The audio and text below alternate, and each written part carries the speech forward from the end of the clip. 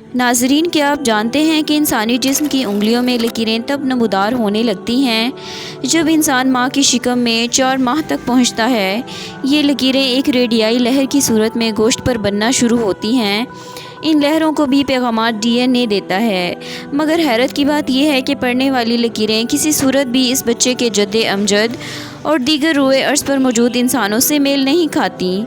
گویا لکیریں بنانے والا اس قدر دانا اور حکمت رکھتا ہے کہ وہ کھربوں کی تعداد میں انسان جو اس دنیا میں ہیں اور جو اس دنیا میں نہیں رہے،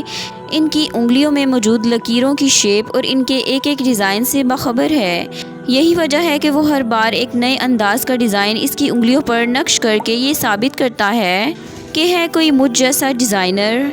کوئی ہے مجھ جیسا کاریگر، کوئی ہے مجھ جیسا آرٹسٹ، کوئی ہے مجھ جیسا مصور، کوئی ہے مجھ جیسا تخلیق کار۔ حیرانگی کی انتہا تو اس بات پر ختم ہو جاتی ہے کہ اگر جلنے، زخم لگنے یا کسی وجوہات کی بنیاد پر یہ فنگر پرنٹ مٹ بھی جائے تو دوبارہ ہو بہو وہی لکیریں، جن میں ایک خلیے کی بھی کمی بیشی نہیں ہوتی، ظاہر ہو جاتی ہیں۔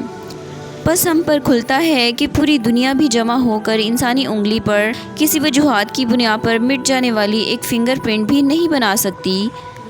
کوئی تو ہے جو نظام ہستی چلا رہا ہے، وہی خدا ہے، وہی خدا ہے، وہی خدا ہے۔